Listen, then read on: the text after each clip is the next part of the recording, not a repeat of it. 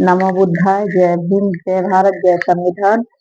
आज मैं कुछ बताने जा रही हूँ क्योंकि मेरे ओबीसी समाज के लोग आज भी नहीं समझते हैं कि हमको इन ब्राह्मणों ने क्या बनाया था, क्या कहते थे। और सिर्फ जानते हैं कि हम ही सबसे ऊंच हैं। और आइए मैं आप लोगों को बताना चाहती हूँ क्योंकि ओबीसी को ही इन लोगों ने शूद्र कहा है। देखिए मैंने बुक मंगाई है, शूद्र कौन है आइए मैं बताती हूँ।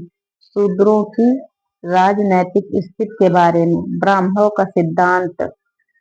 शूद्रोत्पत्ति के बारे में ब्राह्मणों का सिद्धांत सर्वथा असंतोषजनक है। संहिता और ब्राह्मणों में तो केवल थोड़े से निषेध तथा प्रायश्चित पाए जाते हैं, किंतु अब देखिए उनकी राजनैतिक स्थिति।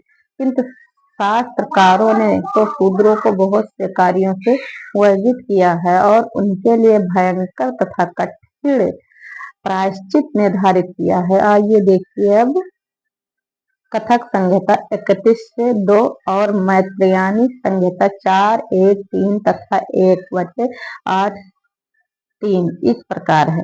जिस गाय का दूध अग्निहोत्र के काम में लाया जाता हो उसे शूद्र न छुए। देख लीजिए आप लोगों को शूद्र कहते थे। 2 शतपथ ब्राह्मण 3:1-10 मैत्रेयानी संहिता 7:1-6 तथा पंचविंश ब्राह्मण 6:1-11 में कहा गया है कि यज्ञ करते समय शूद्र से बात नहीं करनी चाहिए, न शूद्र की उपस्थिति में यज्ञ करना चाहिए। देख लीजिए इसीलिए हम जलते हैं क्योंकि मेरा ओबीसी समाज अपने आप को बहुत भारी ऊंच समझता है और आप लोगों को ये लोग शूद्र कहते थे यार ब्राह्मण। नंबर 3 शतपथ ब्राह्मण 16:1-31 तथा कथक संहिता 11 से 10 में शूद्रों को सोमरस पिलाना वर्जित था। नंबर 4 ऐतरेय ब्राह्मण 7:29-4 तथा पंचविंश ब्राह्मण 6 से 1:11 ने तो हद ही कर दी। इनका कथन है कि शूद्र केवल दूसरों का सेवक है। देख लीजिए आप लोगों को सिर्फ सेवक समझते थे, इसके लिए अतिरिक्त उसके लिए कोई अधिकार नहीं है। इसके अतिरिक्त उसके लिए कोई अधिकार नहीं है। और उपरोक्त निषेधों को सूत्रकार तथा शास्त्रकार बराबर बढ़ाते गए। वे यहाँ तक बढ़ाते गए कि जब तक उन्हें पुस्तक स्वरूप में न देखा जाए जब तक कोई मनुष्य उन पर विश्वास ही नहीं कर सकता। यद्यपि ऐसे निषेधों की पूर्ण सूची बनाना असंभव है, तथाप उदारतः कुछ उद्यम किए जाते हैं।